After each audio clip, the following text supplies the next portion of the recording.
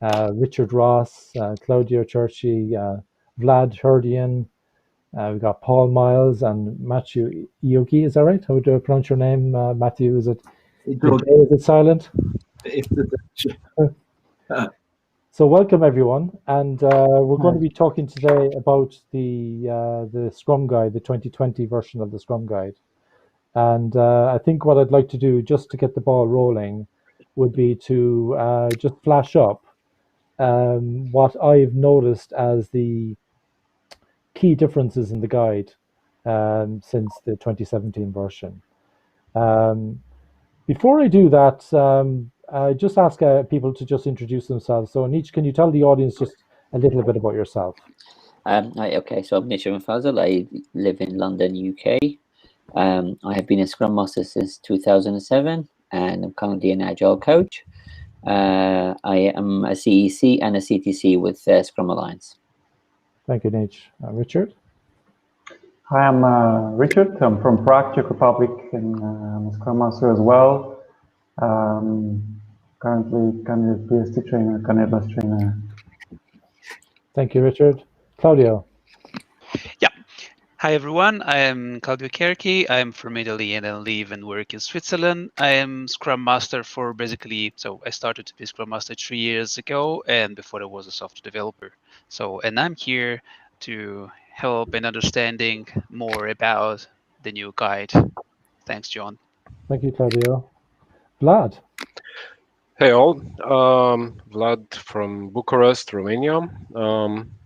Same as my colleagues, I'm a Scrum Master. Interested about agility in general, Scrum in particular, also other topics. Enthusiastic about the new Scrum Guide and here to talk about the, updates. Thank you, Vlad. Paul, welcome. Hey, John. My name is Paul Miles, currently an Agile coach working for a big manufacturing company in Frankfurt, doing some Salesforce stuff. But I'm here to help to comment on the new guide and a few comments and see about the improvements. Thank you, Paul. Matthew, welcome. Oh, thank you, Jen. Last but not least, I'm sure. Scrum Master as well from 2008. Touched on other frameworks. SPC, which is kind of like the devil's space at the moment. But I'd like to see how Scrum and the updates fit into all the other frameworks that can help with skill stuff. Thank you all very much for joining, and really looking forward to the conversation with you about what we like about the new version of the Scrum Guide and maybe what we don't like so much. So I went to the trouble of putting together a little poster today. I couldn't find one that I was really entirely happy with, so I just put one together. I'm not saying this is any better either, but this is just really to try and illustrate what I think is different in the 2020 version of the guide. And just starting from the left-hand side, I have a product backlog there with lots of different colored items, and those colors are representative of the stakeholders. So you can see stakeholders of different colors across the top. And I did notice that in the 2020 version of the guide, the stakeholder word was mentioned 13 times compared to 6 times in the previous version of the guide. And I also noticed that the Scrum values were not really just for the Scrum team, but there was an expectation that our stakeholders would also live by the Scrum values. I thought that was interesting. In addition, there's a new commitment to the product backlog, which is the product goal. And I initially thought that the product goal is just another word for vision, but we might talk more about that later on. But you can actually look at the vision in terms of different time horizons, and the product goal might be just one of those, or it could be the vision as well. So we'll dig into that later. The size of the team itself, years ago was 7 plus or minus 2 for the development team. Then it was 6 plus or minus 3. And now because it's all one happy team, one Scrum team, there's no more development team, we've got developers, it's less than or equal to 10 people on the Scrum team. We still have all the usual events, of course, and I'm not kind of calling them out so much in this poster. But a big difference in sprint planning is that it now has 3 topics. So you've got topic 1, which is where you essentially talk about the why. You don't have to have the sprint goal nailed at the end of topic 1. You need to have it nailed by the end of sprint planning, but we talk about it in topic 1. And then there's the what, which is the forecast, the product backlog items that are there to deliver the goal, and maybe some additional ones. And then 3 is the how, and that's the image there in the middle of the board is really more like a kind of a Scrum board that you'd kind of typically see with a Scrum team. So kind of visualization of a swim lane for each product backlog item. With maybe you might have some tasks. You don't have to do task breakdown, but that'd be a typical way of doing it. Other key differences that I noticed: the Scrum Master is now a leader as opposed to a servant leader, but the leader who serves. Kind of interesting. So a leader who serves the Scrum team and the organization. And the Scrum Master is now on the hook for the effectiveness of the Scrum team. So I thought that was interesting. The product owner, of course, still on the hook for value, but no member of the Scrum team. And interestingly, at the Daily Scrum, you could actually have the product owner, the Scrum Master there if they're actually delivering some items during the sprint that are part of the sprint backlog. Other things that I noticed as well, the definition of done is now a commitment to the increment. Before the definition of done was just hanging there in the guide and is it an artifact or not? And I was finding it difficult to answer that question. It's pretty clear now. It's the definition of done is like for all intents and purposes the checklist for how we do things around here, maybe considering technical and product qualities. And it needs to be usable. That's a big change, because I guess at a higher level, the 2020 Scrum Guide is really kind of trying to pull away from software. And almost all of the software language, except for the word developer, has been removed from the guide insofar as I can see. Empiricism is there as much as ever, and the Scrum values are there as much as ever. But because the accountability of the Scrum Master has been turned to the effectiveness of the team, and due to a couple of other tweaks, I really feel that Patrick Lencioni's 5 dysfunctions of a team are kind of being addressed well by the rewriting of the Scrum Guide. I've noticed that when you go through those 5 dysfunctions, that the way the new Scrum Guide is written, it seems to kind of deal with that much better. And what else did I notice? Well, the sprint goal is now a commitment to the sprint backlog. It's now part of the sprint backlog. One other high-level thing that I noticed as well is that in the head there, the person in the middle, there's all types of knowledge work in there. It doesn't have to be software. They did say that, to be fair, in the 2017 version, but now it's kind of I really felt that the guide was simplified to really make it applicable for almost any type of knowledge work, as long as you can get the work done and deliver an increment within 30 days. Down at the bottom right corner, you've got the refinement, which still happens just like before. You got feedback from the market, feedback from customers, end users, internal stakeholders. You might even, when you release, you probably want to be reviewing the feedback as well from the market and kind of adapting to that. That's not called out explicitly.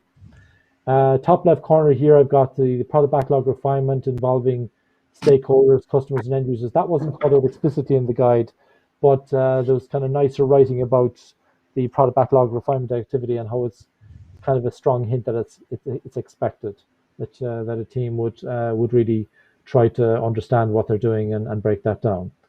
All in all, I think it is an improvement, but we're going to go through some of the upsides and the downsides of the guide during this session. Just going to address a couple of the comments as well that are coming in. So Minton, welcome. So coming from Perth, Amboy. I'm not sure. Where is that, Minton? Which country are you in today? I'm curious. Are you talking about Perth in Australia or Perth somewhere else? Oh, New Jersey, USA. Thank you very much. Very good. Thank you so much. So I'm going to turn to the chefs in the panel here in terms of what they've actually noticed. and I'm going to maybe leave the poster up just for a few minutes, just see if it draws any attention. So, any comments from the panel on the changes that are in the 2020 version of the guide? Yeah, John, I think I really like the part where they've expanded on the Scrum Master, because I think that when you see what companies are doing with the Scrum Master, it almost seems like they're expanding their role as well. They're expecting Scrum Masters to be more of a leader, and so I kind of feel for them, because there's still a lot of companies still don't really understand the difference between a Scrum Master and a project manager. So I think by adding to this, I think there will be a lot of companies that would be pleased to see this because of the expanded scope. A lot of Scrum Masters are still, they're there to make it happen, as opposed to kind of working with the team to let it happen. Yeah, it's kind of a common mistake that a lot of Scrum Masters used to make before, wasn't it, focusing too much on the team level. And it's nice that it's kind of called out now that the focus in the organization is it was kind of there before, but it's a lot clearer now, Paul, isn't it? It is much clearer. It's less open to interpretation, I would say. Yeah. Still the same, it's just less open to interpretation. Do you think it's a good idea that the Scrum Master is now on the hook for the effectiveness of the team? How did you react when you heard that news? I personally was quite happy with that, really, because it makes the Scrum Masters feel being part of the team truly, because you're accountable for how the team does in terms of the effectiveness. And traditionally what's happened is the Scrum Masters say, like, I'm just looking after the framework, I'm not responsible or accountable for anything else. And that happens a lot. And this one really says you're responsible, accountable for the effectiveness of the team, which means when you have your retrospective, when you are coming up with improvements, that is hopefully part of your drive to do that and make it happen. So I'm very happy with that. Any other reflections, Nietzsche? What else did you notice? What were the big things? So the product goal is an interesting one, because you think, well, if you were not having product goals before, what the hell were you doing? How could you not have it, right? Yeah, exactly. But what I do like about it is the fact saying it now there's a link between the sprint goal and the product goal. The sprint goal is just not made out of thin air. It's actually has a purpose, and that purpose of it is to deliver value for the product goal. It's not unlimited. It's almost like when you take a piece of work and you slice it, you're almost taking a product goal and slicing it in a way to say this goal hopefully contributes to the product goal. So I quite like that quite a bit. The increment is quite the releasable word has been removed. I really like that one as well, because it's probably one of the most confusing things is that people say, well, Scrum Guide said it has to be releasable, so let's release it.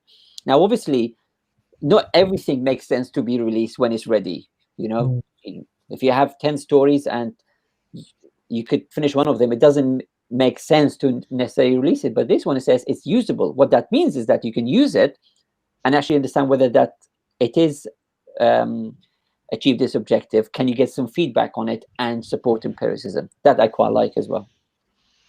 The other thing I noticed as well is there was an explicit call out to experimentation. Claudia, do you want to talk more about that in terms of that change in the guide?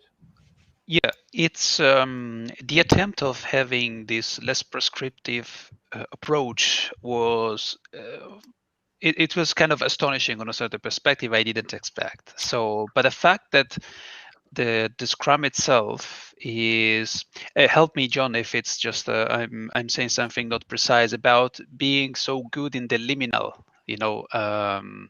approach in when you are dealing with complex problems. Was it something that was said by Dave?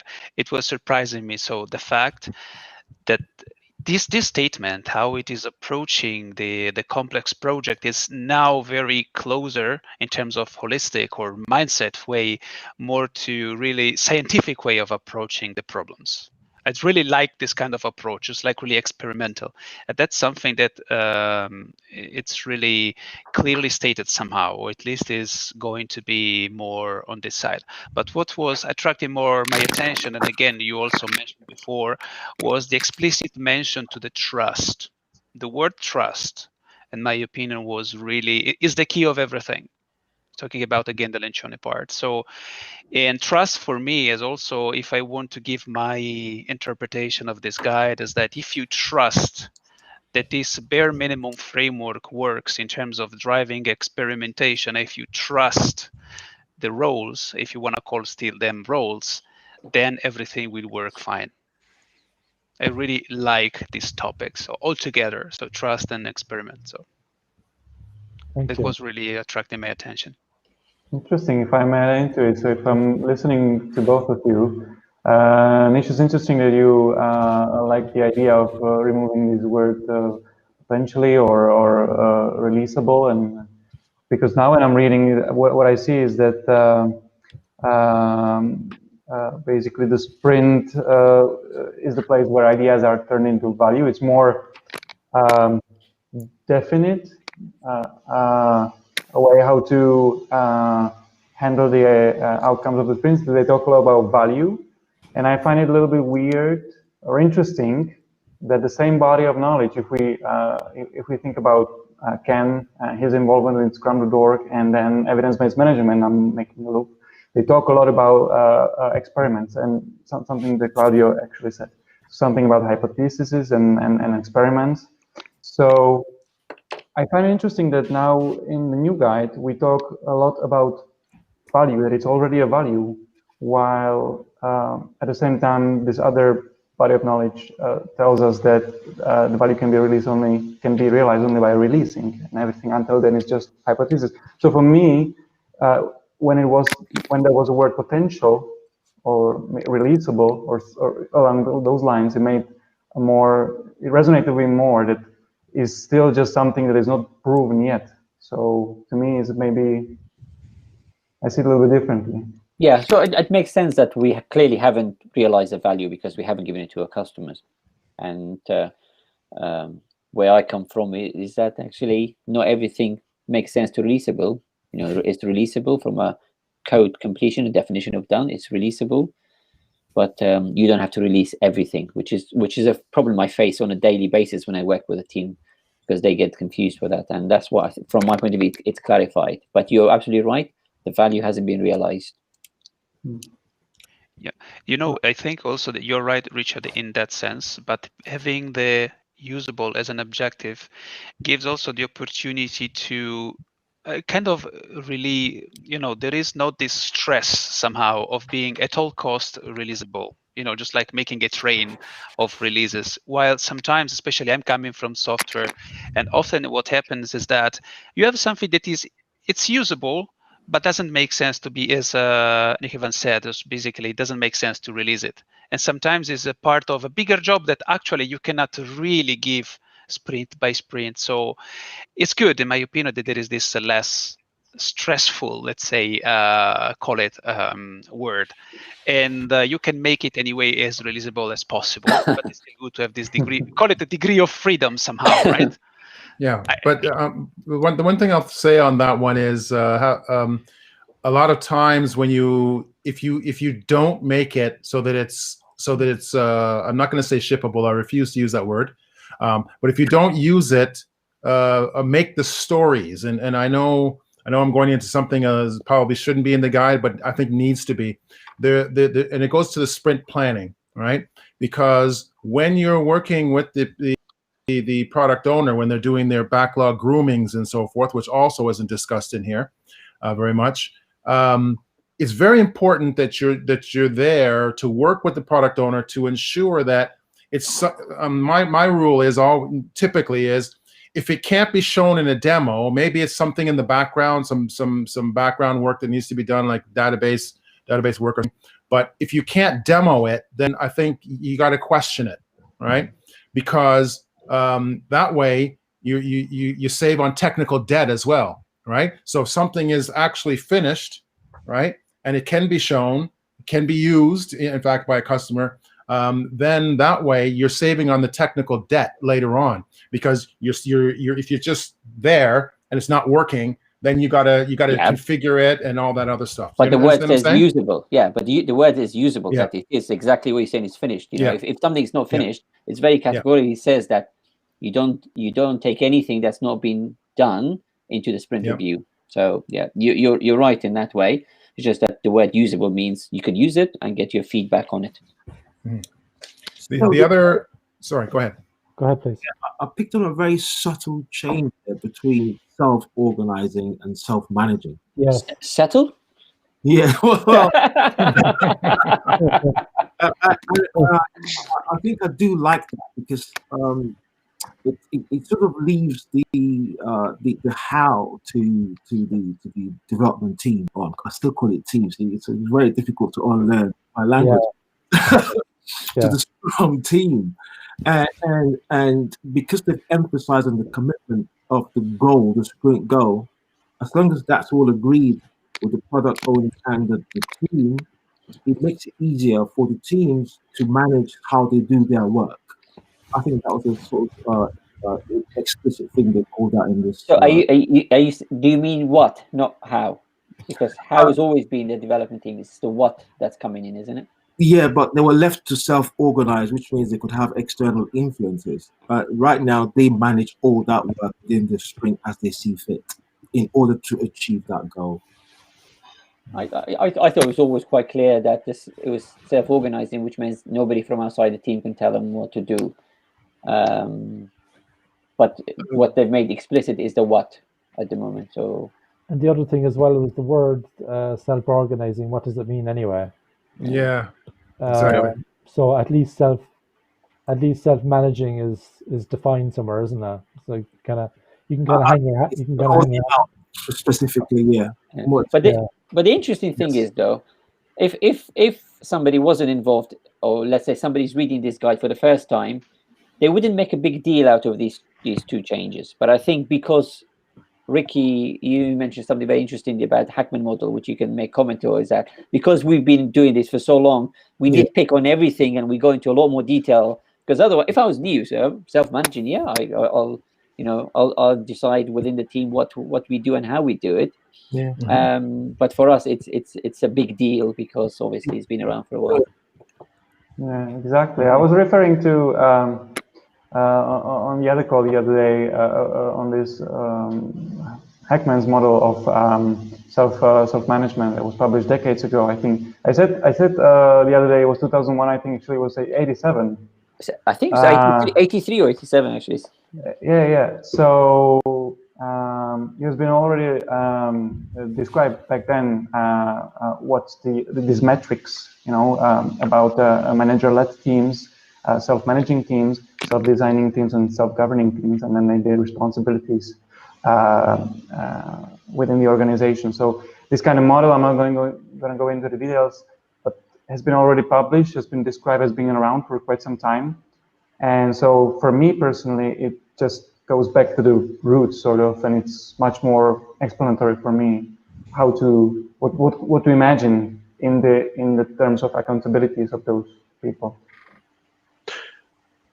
This change in terms of just changing self-organizing to self-managing just goes to illustrate, and it's a small illustration at that, of the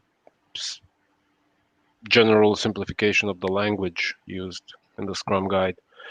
And I've had to actually have this pointed out to me because I was used to reading it so often that I didn't even notice, hey, the overall flow of the document, when you read it for the first time, it's a lot more approachable, a lot more accessible. Yes, definitely a lot clearer. And the other thing I noticed as well, because Scrum.org, they had in 2018 they came out with the Kanban guide for Scrum teams, and so you could do Kanban inside Scrum, and you could argue your own Scrum as well. Forgive, heaven forbid, right? But they used to have attributes on the product backlog items, or they used to have more attributes. I used to use a mnemonic for it. Dove, I think it was. It was like it was a description, order, value, estimate, and now you don't need to have an estimate anymore. Well, at least it says depending on your context, you might have additional attributes. Just curious what your thoughts are on the removal of that from the guide. So when I am actually comfortable with the fact that it's been removed, because one of the problems is that people sometimes focus so much on estimation and they forget what the estimation was there for, which was for us to be able to decide how much work we can realistically take into a sprint and possibly finish it and help us forecast some of it. But people really stuck to it, saying it has to have an estimate, and as soon as you've given an estimate, then it can be interpreted as you have given us a date that you are aiming for. So what this will do is allow the team to maybe use a different technique to decide how much work they can take into sprint. They don't have to just use estimate. They can use something else, whatever there may be, whether they count in number of cards or keeping track of throughput or whatever it might be. So I quite like it. I felt relieved, honestly, because I strongly believe, as you said, I just copy whatever you said about the estimation is just to give a rough idea. It's a kind of essential to understand how much work we can do as a team. I put myself also, of course, as a developer, but how much work we can do. And this instrument of the estimation was misused also in the recent experience before, so in the last year. People were using these metrics in the wrong way. Really, they were trying to use it as a weapon also against the team. So, just in the terms of prediction and so on, it's just super dangerous. So that's why I also was very relieved, because, you can also teach, you can mentor people, explain, give evidence of what is the real tool. So the meaning of the tool behind, but, I'm relieved. So I can't say anything more. I kind of find it. I would like to see it back, actually. Sorry, guys. The reason for that is because it gets people to think about the complexity of the story, right? And the other thing that gets missed in that is because you still, and I notice in the team, I want to mention, they're not mentioning the team players who are very important players, and that is the automated tester, okay, or even tester if you have them.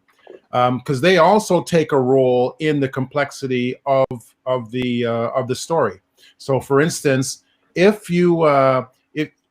sometimes a developer just goes, oh, I got to add a field here, I got to add a field there, and then do the JavaScript here. But on the testing side, there could be a heck of a lot of things that aren't taken into consideration when they say it's a 2. Right, and so therefore, then the product owner is wondering why that story didn't make it into the sprint, right? And it went past the sprint. So I think, from my personal view, I use that as a tool to check with the team to make sure that they know how complex or even how easy the story is. So I kind of miss that. I would miss that. But and you're right, and that's really, really important, because somebody else made a comment about the conversation. It is very important. But you don't have to use estimation. You can use whatever technique it is. It doesn't have to be explicitly. Yep. That's what I like about it. That's all. But you could, if there is a good technique, To Nietzsche's point, this just goes to makes the Scrum framework more accessible and more applicable in a wider range of scenarios. Scrum is min specs. You can estimate. You can estimate however you like, though it's not necessarily required in all contexts, or even useful, and sometimes damaging, to Claudio's point. So from the perspective of making the Scrum Guide more applicable to a wider range of scenarios and audiences, I think this is a good move in the right direction. Oh, okay. All right. You can still, of course, use estimates, even though not prescribed or mentioned even in the Scrum guide. It's just up to you or the specific context. Then I'll question, because the stakeholders are always looking at velocity and things like that as well. So without using the points, if you're going to use Monte Carlo or something else, I mean, I'm questioning then how you're getting the velocity. I'm really questioning. I think it goes back. You can use it. You can absolutely use it. You can absolutely use it. It goes back. But what's interesting, though, the whole point of Scrum is that you are iterating, you're releasing something, hopefully releasing something within the sprint. If you are constantly releasing something, does it really matter what's going to happen in 12 months' time? Do those estimates that you did, do they still stand? Because the idea is after every sprint, you may possibly change, you may possibly divert it. So initially, when the team is looking at something, I think estimation is very useful to understand what it is you're trying to do. Absolutely. Right, loads of management or senior leaders don't use it for understanding the complexity. They use it as a forecasting tool, and this is where it gets a little bit tricky. But that's a management problem. It's not a team problem or a Scrum problem, isn't it? And as a Scrum Master, you have absolute responsibility. Remember, as a Scrum Master, you serve the organization by making sure everybody understands how Scrum works. Make sure which interactions are helpful or not. That's what we're there for. Absolutely. Yeah. Otherwise, we might as well just go to project managers and let it go. One more interjection, because Paul, you made me curious. You mentioned, okay, but if you're using Monte Carlo or something like that, how do you then convey the velocity to, like, managers? I'm paraphrasing here because I didn't retain everything you said. I'm curious to find out more.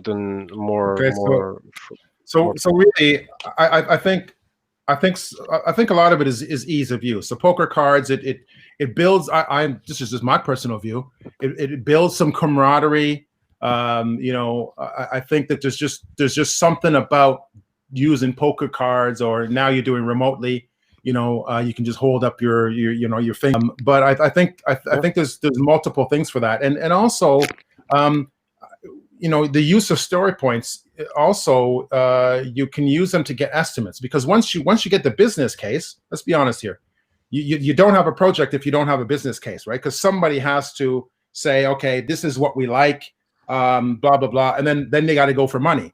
So they'll sit down with the technical team and you create a bunch of epics, and either you t-shirt size them, or you use the cards with the tech leads and maybe the senior tech people, just to get an estimate and see if the money comes to you. You know what I mean? That's very useful. Yeah. And but he also, during the team, I'll just be short here. Also with the team, I think that using the story points is really good thing, because the way I do get velocity, just to answer your question, Vlad, is basically we'll do the story points, and as you go through the first 3 sprints, let's just say it's 30, 30, 30. At the end of it, you got 90. So now you're averaging 30, right?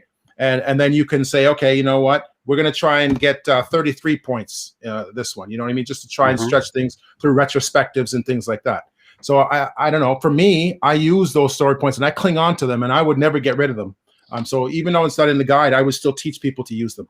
I want to tell you a story, guys. There was I was in I think it was in Vienna earlier this year, before the whole COVID thing, and there was a lady in the class, and she was from Munich, you see, and she was getting a lot of pressure from her managers to increase velocity, you see. So she went to the team. And she said, I want you to add 5 points to every story. They said, what? She said, I want you to add 5 points to every story. So she wasn't doing it to be dishonest. She was just doing an experiment, you see. So they went on anyway. They added 5 points to every story as they went on, and that's fine. And then she had a chat with the manager 3 months later, you see, the main guy who was complaining. And he said, this is much better. Things are doing really, really well. But then she told him.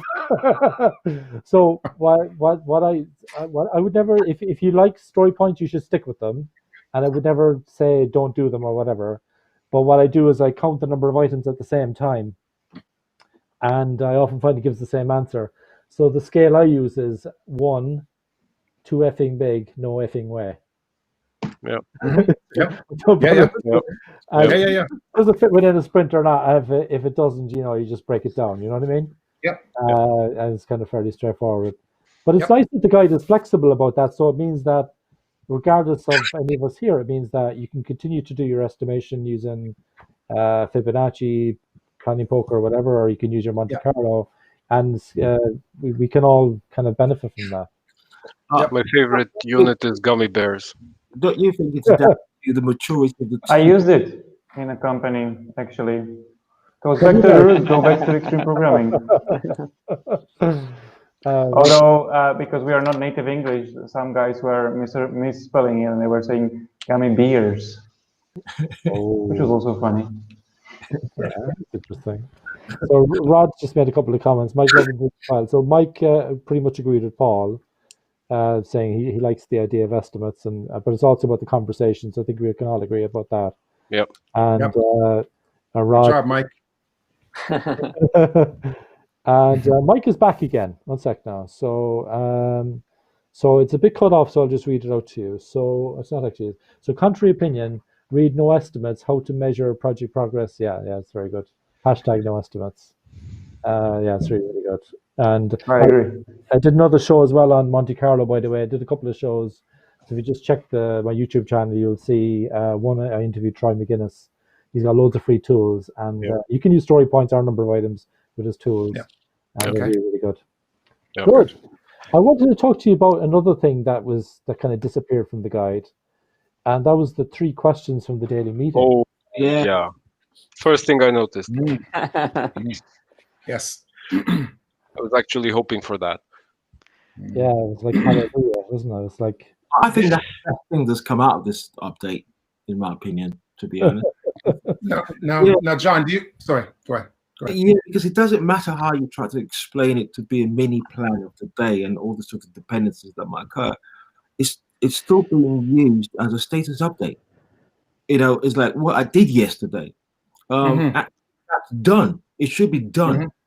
So I kind of feel for slightly more mature teams, it's the best. It's one of the best things that's happened to this update. It did have.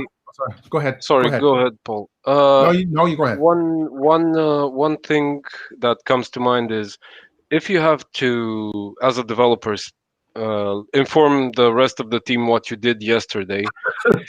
I'm thinking you're maybe not talking to each other as much as you should throughout the day. To Matthew's point. Yeah. The one thing that I will say, about that is it does. I'm big on team communication, right? And sometimes I'm not sure what it is about. I shouldn't make this comment, John. You might kill me for it, but I'm going to say it anyway. Go ahead, Bob. It's all good.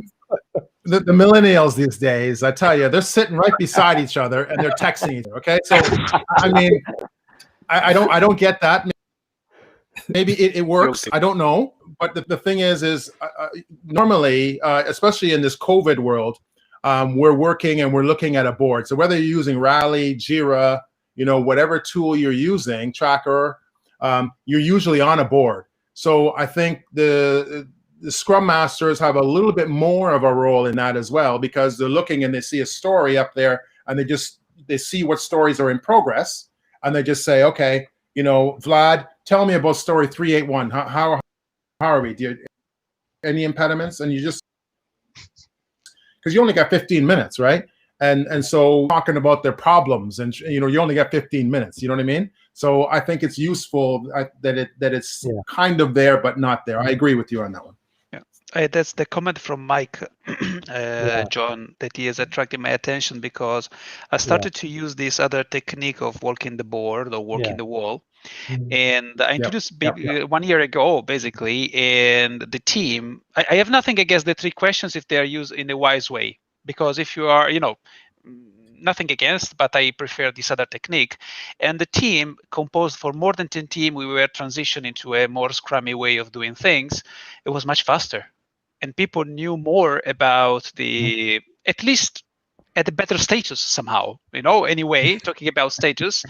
But it was very effective, and everyone was talking about story per story, let's say, item per item, rather than the single person. And more people, the same person could talk more times. And it was not only the protagonist only once, and it was more focused on the stories, let's say, on the items. So, but one thing that was expected, to be honest, there is that not a full deletion of it. Let's say any team can do and just mentioning eventually techniques.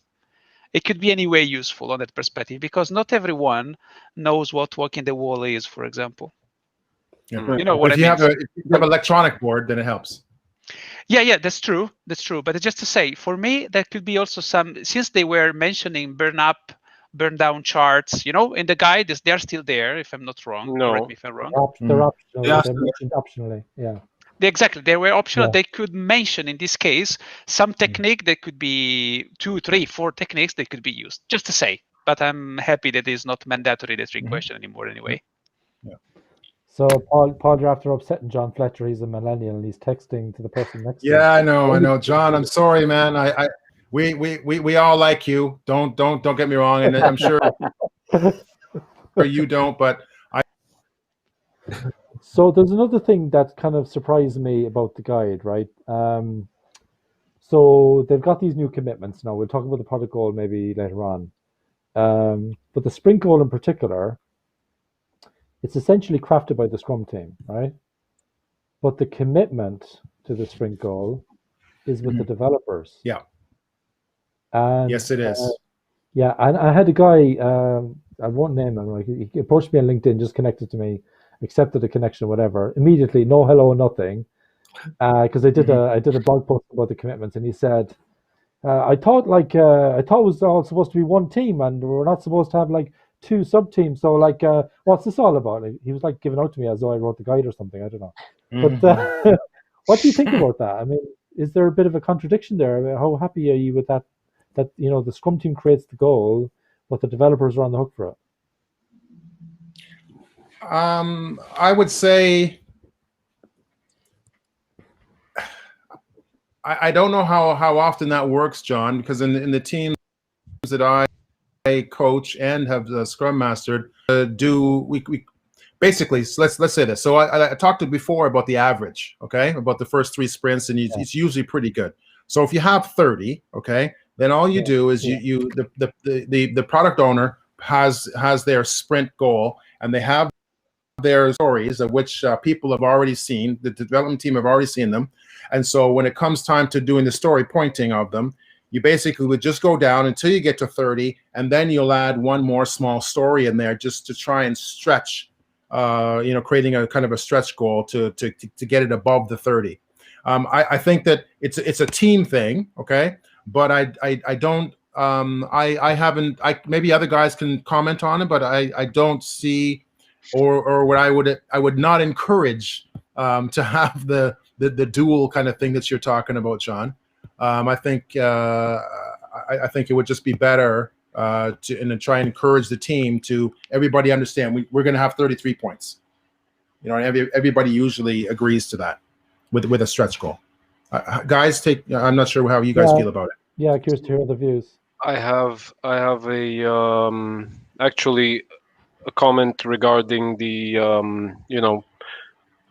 commitment and who commits to what. I notice a pattern forming in the 2020 Scrum Guide. The Scrum Master is who's accountable for what? The Scrum Master is accountable for the effectiveness of the whole Scrum team. The developers are committing to the sprint goal. The product owner is, of course, on the hook for the product itself and is still the single ringable neck, to be honest. It's almost like you have to trust the people you work with. And it works better if you do, and if you can do that. That's just something I noticed. So So I totally agree with you. If you have a team where just the development, the team, the developers take commitment, and everybody else just saying it's not my fault, then we have a bigger problem. But I'm only assuming that the reason why they laid it out like that is that it's the developers that do the actual work. The product owner doesn't do the work. Maybe they thought that would help, but I can see how it could be confusing and maybe not helpful actually. Yeah. Agreed. We got a question there, so let's address it. So from Mike, and thank you for your engagement, Mike. Is there a value in a sprint goal in a maintenance sprint? Like no cohesive single sprint goal. What do you think, guys? God, that depends on so many things, so context and number of places. I agree. I agree with no. Yes, there is a value in a sprint goal. I would say in certain instances, I would recommend it. Depending on how well versed the team is. Sometimes there's a lot of technical debt, and if you dump that debt and you let it go, it just gets worse and worse and worse and worse. So there are times where, as a Scrum Master, I have suggested to the product owner that we clean things up, okay, and then get back to it. An example of that would be some things where you may, we like, as Scrum Masters, we always like to think that we're always good at talking to the product owner who likes to change priorities in the middle of a sprint, right? We like to, and then so you have a lot of kind of stuff that was already in progress, and then all of a sudden stop. Or if you're part active, that also does production issues as well. Sometimes you'll have that stop start. So if you're going over 3, 4, 5 months worth of stuff, you're going to have a lot of technical debt, and I think there's a huge value in taking one sprint and cleaning up. What about so obviously there is value in managing the level of technical debt or managing the accumulation of technical debt, and sometimes you have to firefight this if it's been left neglected for too long. I agree with Paul there 100%. There's an article written a few months ago, I think, by the Liberators, Christian and Barry, regarding formulating sprint goals when it seems like it's all over the place, and the product backlog and what needs to be done next kind of goes all over the place. The point of the sprint goal, even if it's just related to one backlog item or a small set of backlog items from the backlog, is a guiding light towards clarifying what we cannot do without. If nothing else gets done, what do we want to focus on? If we're paying with our own money for this sprint, it illustrated questions like this. If we're paying for the sprint with our own money, what would we like to ideally see done? Sorry, apologies. If I get Mike's question correctly, is that, let's say, I don't actually know what a maintenance sprint is by I'm just making an assumption that in a sprint where you have to do some maintenance work, you may have 5 stories that are not related at all. They're all different things. Can you have a sprint goal? I think that's what Mike's saying, rather than, you do.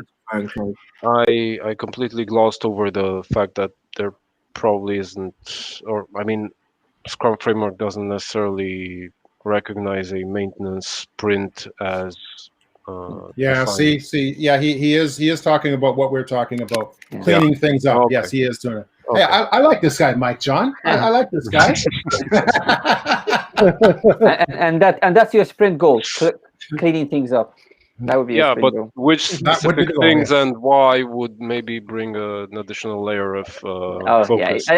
That's why it's a context. It depends what it is. But if the way I read it, which was you have to do some, I don't know, 5 stories which are not related. How can you have a Scrum goal, a sprint goal for that? That's what it is. And one of the things I love about the new guide is really focus is coming out very strongly. Yeah. That's the big thing. You got the product goal, which is giving us some focus. You got the sprint goal giving us some focus. You know, the increment needs to be usable. And so you could have some situations where you got a lot of bugs to fix or whatever in a sprint or whatever, but you can still have a sprint goal even with, with the remaining capacity for what kind of value you can deliver. Yeah, exactly. Yeah. John, sorry, just one quick one. Sorry about that. I know we're getting lower on time. One of the things that I don't remember being in the other one, but the creation of a backlog is so critical. I really think that they need to go definitive in that, because every single engagement I get on, I'm working with product owners that don't know how to write a proper story, one that is built with quality, has the benefit. I'm seeing more and more. I'm seeing more stories that don't have the "so that" statement in it, for instance. And so I really, creating of a backlog, creating stories, the use of epics, the use of themes. I know it's going old school, but it helps to build the quality for the team so well. And I'm really surprised that I don't see that anymore. So yeah, essentially the product backlog is a list of product backlog items. The more you go out in your time horizon, the more vague and hairy they get. So in old school terms, you'd be seeing epics and dramas even at the bottom of the backlog, and the ones at the top would be quite specific. And if you're just delivering stuff, you might use user stories, you might use given when thens or whatever. But you could also have experiments. Remember, you could have other items in the backlog that are not to do with delivery. You might even be doing some ethnographic research or something like that, or diaries or whatever, you know. But what I think you can still do it, Paul. I think you can still, it's still sensible to have clear product backlog items, and these templates are useful for people to know, like, who you're doing it for, you know, why you're doing it, you know, what are you doing, kind of thing, and not so much how you're doing it, and also how it could be tested. So you can still do that, and I think a lot of the Scrum training out there would probably show people how to do that as well. Go ahead. Can I just, for that topic, eventually, Paul, I just also recently watching again a video from a colleague from Avi Schreiner was also in the call. That was about alternatives and how to use these different templates. A couple of them. I was taking notes. That was the system story, job story, and user stories that can help. They might help. My opinion is that if there is something technical, maybe completely technical but meaningful, just like splitting an epic you discover doesn't really make sense. But generically talking, my suggestion is try to use the template as much as you can in terms of clarity. I mean, at least just to give clarity. Absolutely. Absolutely. That's what I said. And there's Mike again, John. This guy, I like this guy, Mike. Because I use definition of ready. I absolutely use that. And I recommend it to anybody I work with, any PO that I work with. And there's nothing wrong with it. You can use it as a guideline. That's not part of Scrum, but you can use it as a guide. The main thing is you don't use it as a gate. You can't bring it in because it's not ready. You know what I mean? That's where it kind of goes a bit pear-shaped. No, I get it. Yeah. You know, correct me if I'm wrong. The definition still isn't a thing, because the definition of ready, didn't it used to be part of the Scrum guide? It's ready, not a definition of ready. Yeah. The word ready is still in there, by the way. I just checked. Yeah. So ready is still there, but having like a definition of ready comparative to the definition of done used to be in the Scrum guide. Actually, they took it out. Paul, going back to your point, you know, we talked about we like people to have conversations. If we have a definition ready, do you think that inhibits conversation? No, not at all. I think it works very well, because what happens is sometimes some product owners think, oh, you know, we'll just create the acceptance criteria. We'll create the acceptance criteria before you get to that story, and then it never gets done. You know what I mean? And so by having, we just have a soft rule. It's not a hard rule, as John said. It's just a soft rule. It says, you have to have these things before it gets put into a sprint. That's all. Yeah. So there's a chap on the comment there, and I think I know him. I think Vlad Vlad heard you, and you met Vlad, Sora, and Gabriel as well in Bucharest. PSM2 course. I think. Yeah. So the question is, or the comment, the estimation is used by the managers as a means of building the trust in the team. Higher velocity makes the managers, it's cut off, but I'll just read the rest of it, makes the managers happier. Is that a question or a statement? What is it? Not sure. Just to kind of address it, I would say we have another episode on Monte Carlo, which you can also use. You can count the number of items. Velocity could be the number of items as well. It could be story points, could be gummy bears, gummy beers, even whatever you want. Yeah. Another one. To that effect, you know what really makes managers happy? Money earned or outcomes delivered to customers. Happy customers make Or take their managers problems happy. away, Vlad. Hmm. Take their problems away. They're always happy. Just another comment from LinkedIn user. Someone's anonymous. It's there. The PO is accountable. Yeah, I think it was always there, but they've kind of tuned the wording a bit, and you can still, as a product owner, delegate a lot of that to the development team. It's made a bit more specific in the 2020 guide, and actually, that's another interesting thing that the good development, I think, is if you've got multiple teams on a product, it's the expectation there's one product owner, because what used to happen before was I think you could drive a bus through the last version of the guide. People used to have product owners in every single team, even on the same product, and it kind of went a bit mad, didn't it? What do you think about that? Or do you like a product owners per team actually? I never interpreted like that. I don't know why, but I've never interpreted like Nor that. me, Always, Yeah. always, But you could if you wanted to. Do you know what I mean? In the previous version, yeah. I recommend a just having worked with this stuff as you guys have. I just feel that if you have technical people writing stories, it's never a good thing. It's not. There are unless they're coached to do so. I just found that when you have developers and testers and so forth writing user stories, it can get quite hairy and not as accurate with the acceptance criteria and the value. That's just my statement. Yeah, and I'm a less friendly guy. We're big fans of specification by example. You give them Wendens with loads of examples and makes it really, really clear.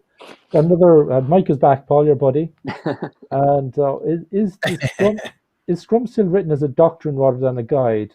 Should we inspect and adapt it over time?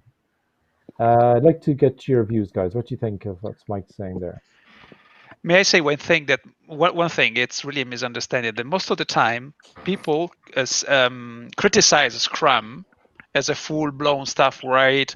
We know that it's a very minimal, let's say, set of rules, considering events rules. Just excuse me for the abuse of terminology. And what people complain is about these specific events, not even the purpose of these events.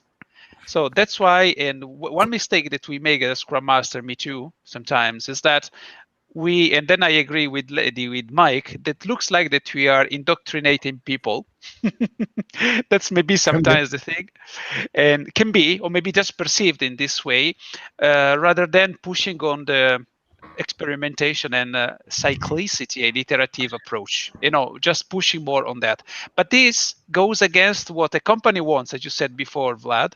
So having the opportunity to show how powerful is Scrum in experimenting sometimes goes against the decisions that are done for making, let's say, managers happier.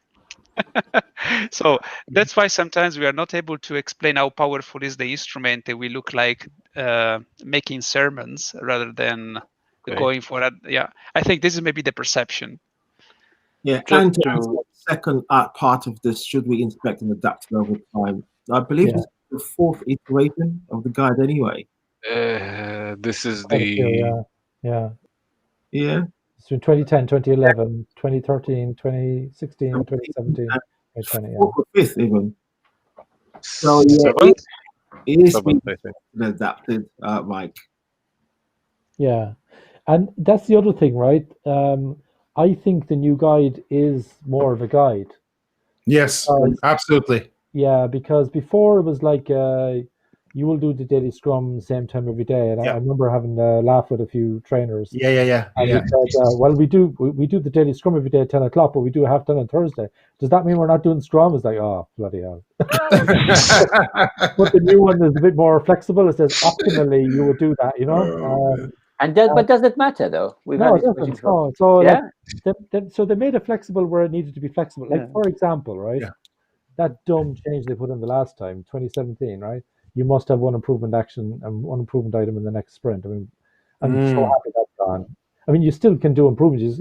You can still bring them in, but like having a mandate, you have to bring it in. Like what was that about?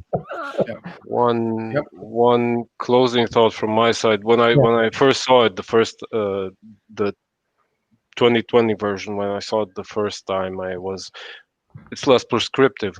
Excellent. Then I went, it's less prescriptive. Oh no. Yeah. Damn it. People who use Scrum and use it successfully are going to keep using it successfully, and it's Scrum is still Scrum. Like, yeah. People who have been misusing it will find new and innovative ways to misuse it, and to the fact that it's a bare bones framework, bare minimum specs.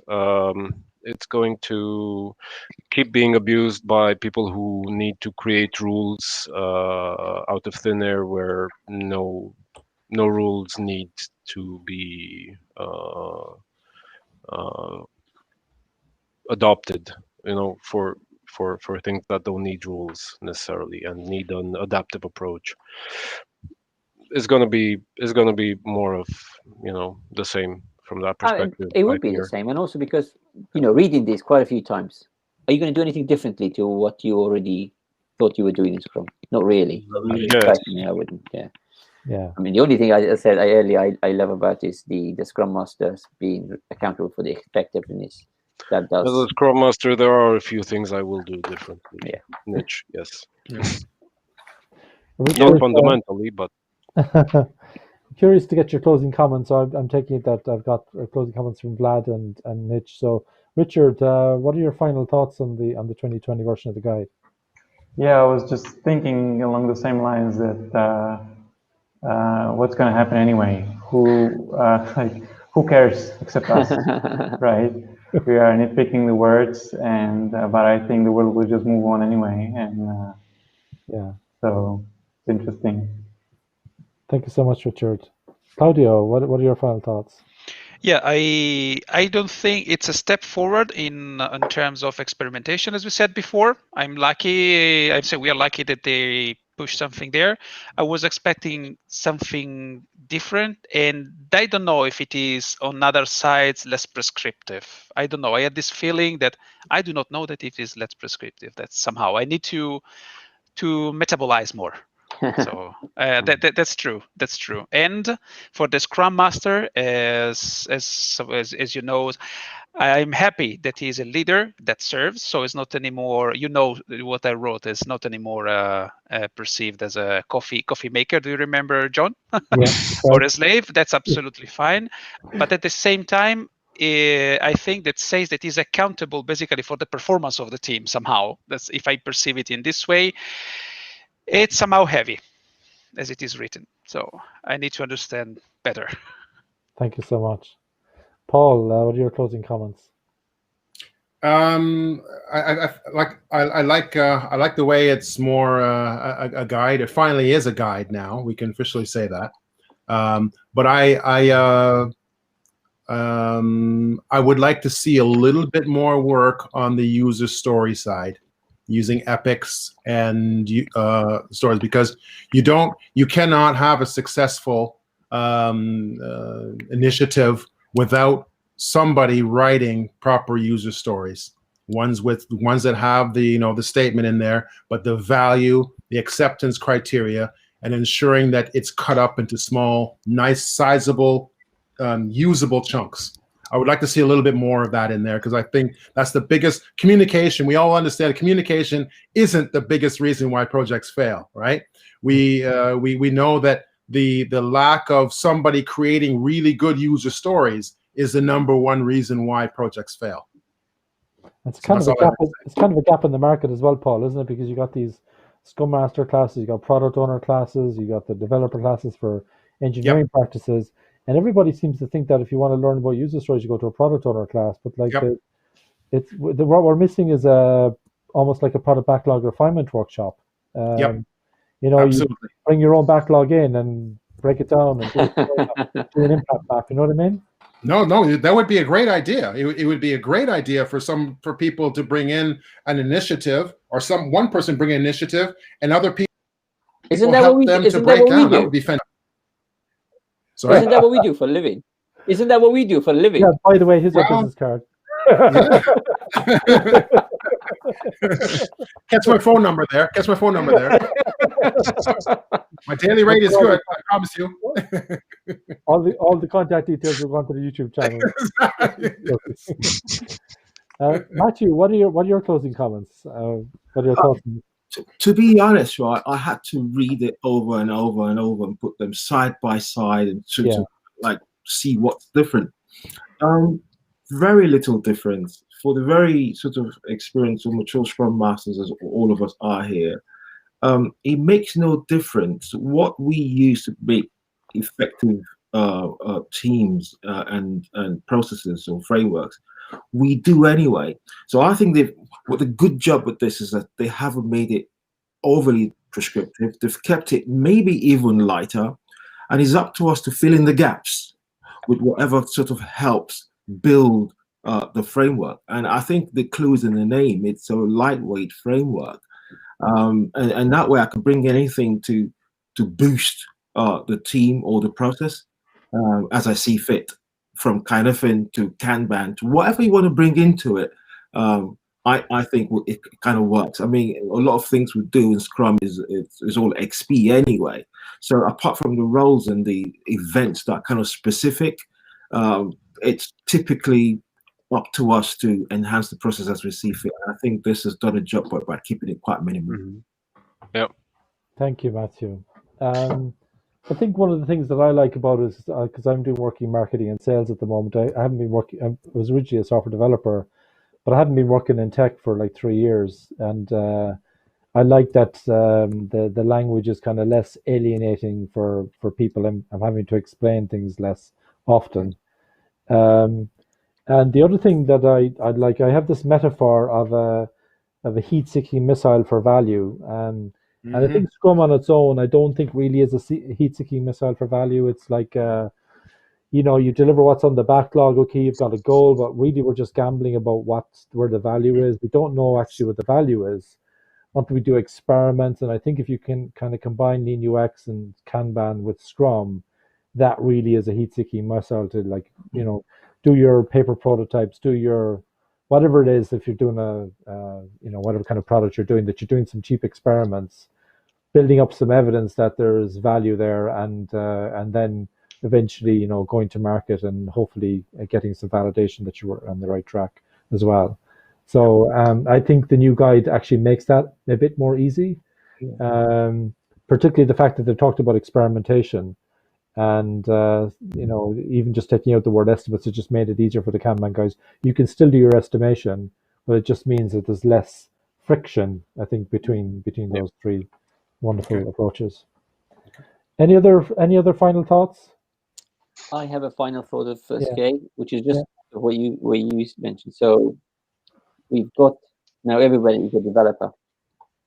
Now, I think most of us, well, I'd certainly am in software. So I know what the software developer is, and it's a word that probably alienates a few people who are not developers in the team. Yeah. How does that work in the marketing area?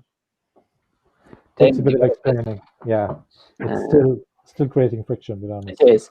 I was having a conversation with someone about that, and he made very good points that as professionals and educators, our responsibility is to actually teach people. Say when we say developer, we say somebody who develops something. It doesn't have to be software. We're just creating something. Yeah. Then again, Scrum role does not equal title. That's true. Yeah, it still takes a bit of explaining, though, doesn't it? Yeah, but you say that to somebody who's their title and the role, and they want to be a business analyst or tester, or whatever it is. They have a completely different agreement to what we would say to them. So it's a problem for them. Yeah, indeed. So I want to thank you all, Nietzsche, Richard, Claudio, Vlad, Paul, and Matthew, and for all the people who've been watching and who watch the recording later on as well. Thank you for. Make sure you hit the bell in YouTube and just follow me on LinkedIn if you want to see more of these videos. Thank you very much, everyone, and have a lovely evening. Thanks for having us, John. Thank you. Thank you. Thank you. Bye.